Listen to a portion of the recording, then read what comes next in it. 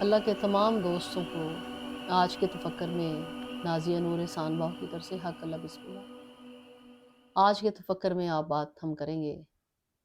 جی ہاں، سیف الملوک کے حوالے سے آپ جس شخصیت کو جانتے ہیں اور بچہ بچہ ان سے واقف ہے، حضرت میاں محمد بخش رحمۃ اللہ کے حوالے سے بات کریں گے۔ آپ 19ویں صدی کے مشہور صوفی بزرگ شاعر گزرے ہیں، جو کہ 1846 میں خانقاہ کھڑی شریف میں ریاست میرپور میں ایک کسان کے گھر پیدا ہوئے۔ آپ کے والد محترم کا نام حضرت میاں شمس الدین تھا۔ آپ کا حسب نسب چوتھی پشت سے حضرت پیراں شاہ غازی قلندر دمڑی وال سرکار سے ملتا ہے۔ آپ نے اپنی ابتدائی تعلیم اپنے بڑے بھائی حضرت میاں بہاول بخش کے ساتھ اکٹھے ہی سموال شریف میں حافظ محمد علی کے مدرسہ میں حاصل کی، جہاں آپ نظم و نسق، نثر، حدیث، فقہ، منطق، اصول جامعہ میں کامل ہوئے۔ آپ رحمۃ اللہ علیہ نے حضرت غلام محمد صاحب کلہوڑی شریف والوں کے ہاتھ پر بیعت کی۔ میاں صاحب کا جو رجحان عہد شباب میں ہی تصوف کی طرف مائل ہو گیا تھا۔ ابتدائی عمر سے ہی آپ تفکر، ریاضت اور انٹروورٹ من کی دنیا کی طرف، اندر کی دنیا کی طرف جو تھا وہ آپ کا یعنی کہ باطن کی طرف رجحان تھا۔ میاں محمد بخش صاحب نے دوسرے صوفیہ کرام کی پیروی کرتے ہوئے جلوت کے شور پر خلوت کو ترجیح دی۔ آپ کا جب اضطراب حد سے بڑھنے لگا تو قلم دوات اور کاغذ کی آپ نے کل متاع سمیٹی اور پنجن کے ایک خاموش ویرانے میں آپ نے ڈیرے ڈال دیے۔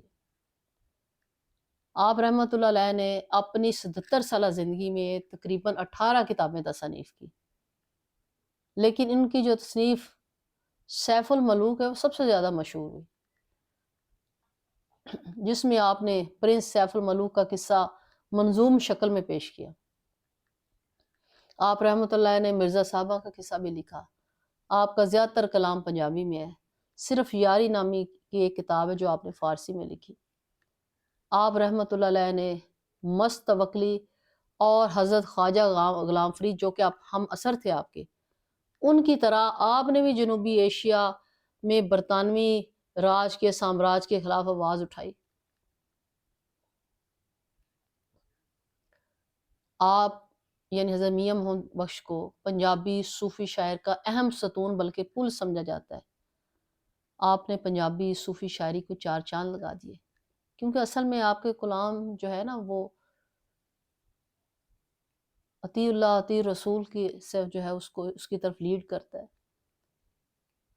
زندگی، حقیقتوں اور قرآنی استدلال کے بہت قریب ہے آپ کے جو ہے تصانیف اور آپ کے اشعار۔ یہی وجہ ہے کہ وہ آج بھی ہر کوئی انہیں جو ہے ذوق و شوق سے سنتا اور پڑھتا ہے، اور ان کے ان کلام کے سمندر میں غوطہ زن ہو جاتا ہے۔ آپ کی جو اہم تصانیف ہیں یہاں میں کچھ کے بیان کروں گی، اس کے نام سی عرفی، مرزا صاحبہ، آہرین فرہاد، تحفہ میرا، سخی خواص خاں، گلزار فقیر، پنج گنج، عشق، سونی میوال، تحفہ رسولیہ، شاہ منصور، ہدایت المسلمین، مثنوی ترنگی، مکر العشق اور سیف الملوک ہیں۔ آپ نے 7 ذی الحج 1321 میں کھڑی شریف میں ہی وفات پائی۔ حضرت میاں محمد بخش فرماتے ہیں، بڑی ان کی مشہور بات ہے، کہتے ہیں بچے پالن سوکھے ہوندے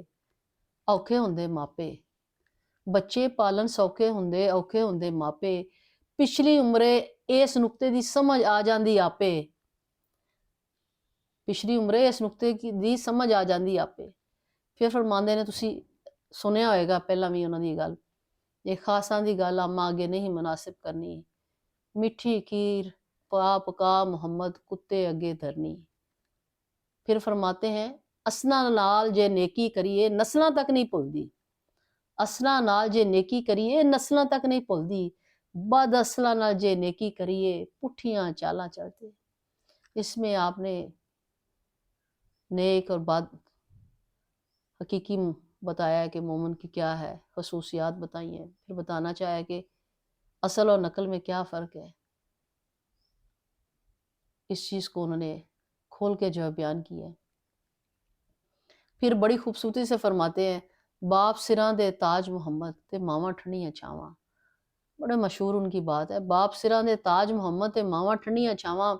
ہر ایک چیز بازاروں لب دی تے نہیں لب دیاں تے ماواں۔ پروفیسر ڈاکٹر یہاں سید اختر جعفری صاحب کو بھی میں ذکر کروں، انہوں نے سیف الملوک کی بڑی خوبصورت تشریح کی ہے، مجھے ان کی تشریح کو پڑھنے کا موقع ملا ہے۔ تو فقیر یہاں نازیہ نور احسان بہو بھی اس بات کی تائید کرتی ہے کہ میاں محمد بخش کا جو شاہکار سیف الملوک جو ہے کیا ہے، ان کی یہ تصنیف ایک وسیع اور یہ سمندر ہے، اور صحیح فرماتے ہیں پروفیسر صاحب کہ ہر نوع اور ہر قسم کی مخلوق اس کے اندر ہے۔ حضرت میاں محمد بخش صاحب کا انداز بیاں اس قدر دلکش ہے، جس طرح مسلمان کے لیے مقدس مسجد ہے اور ہندو کے لیے مندر پوتر ہے۔ آپ کی پنجابی تخلیقات ماند حیات ہیں، وہ ماند آب حیات ہیں۔ نازیہ نور احسان بہو سیف الملوک کا تجزیہ کرتے ہوئے عرض کرتی ہے کہ آپ کا جو کلام ہے، یعنی حضرت میاں محمد بخش کا کلام جو ہے وہ عرفانی موتیوں کا ایک وسیع سمندر ہے، جو بھی سمندر کی تہہ میں اترا اس نے اپنے آپ کو وہ اس میں غوطہ زن ہوا اور عرفانی موتیوں کی تلاش کی تو بلا شبہ وہ محروم نہ رہا۔ آپ رحمۃ اللہ نے اپنے کلام مبارک کے ذریعے نماز، روزہ، حج، زکوٰۃ، آخرت کے قائد کے ساتھ ساتھ میاں صاحب نے زندگی، موت،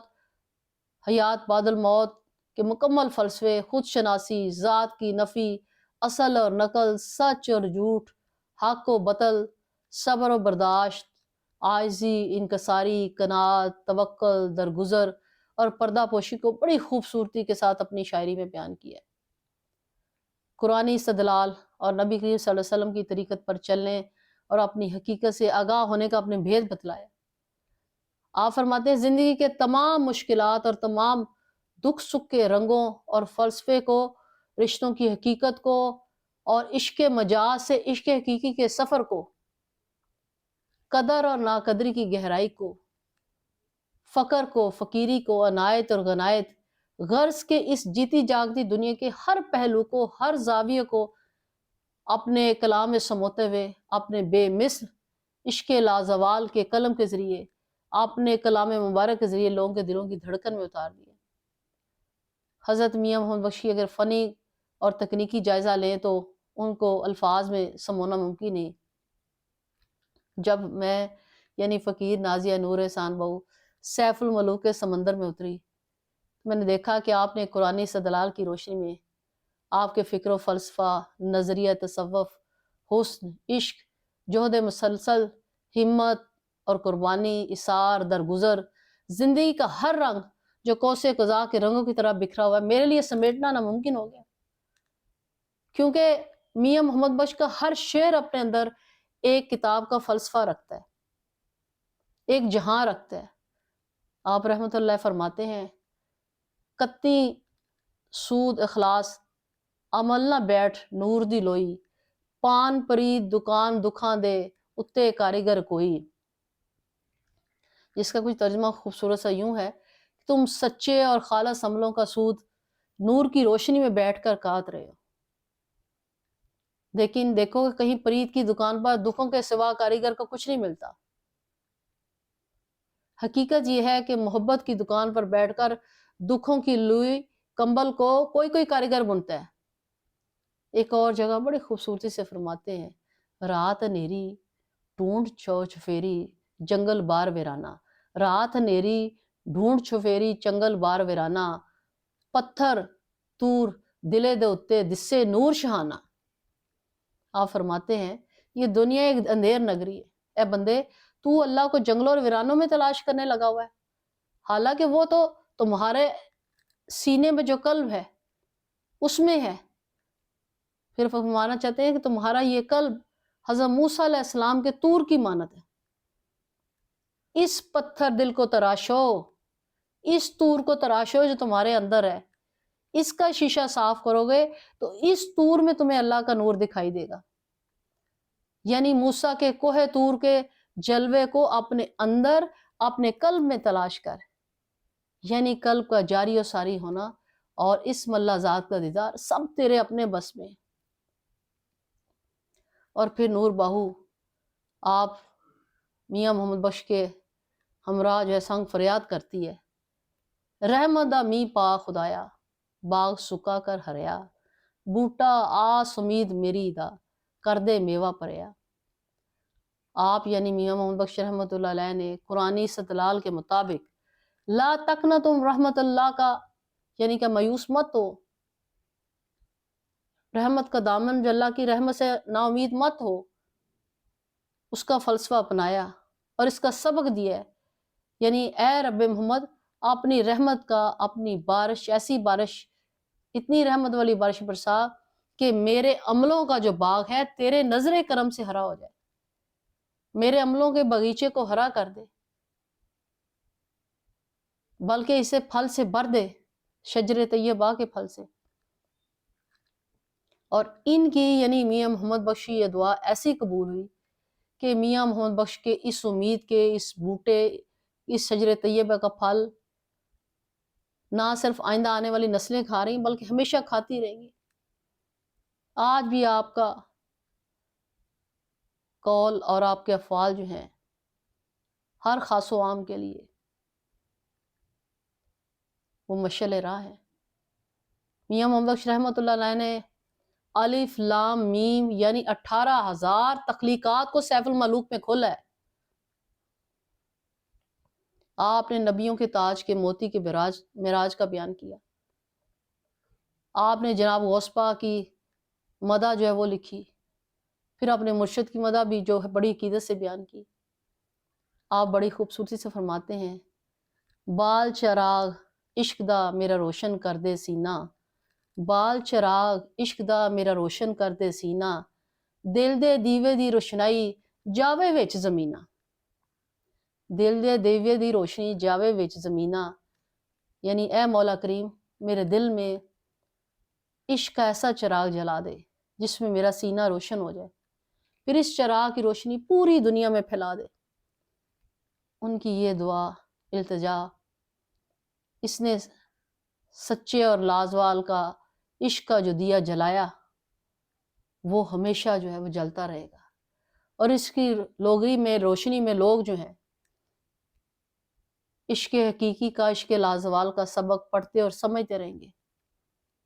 اور عشق کی راہ پر چلنے میں آپ کی جو سچائی ہے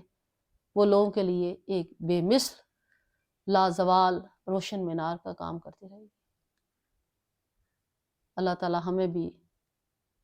اپنے دلوں میں ایسا ہی عشق لازوال اور عشق حقیقی کا چراغ روشن کرنے کی توفیق دے، تاکہ ہم اس کی روشنی میں خود بھی سفر کر سکیں اور خود بھی صراط مستقیم پر چل سکیں، اور دوسروں کے لیے بھی رہنمائی جو ہے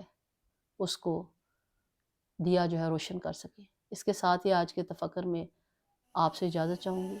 حق اللہ، بسم اللہ۔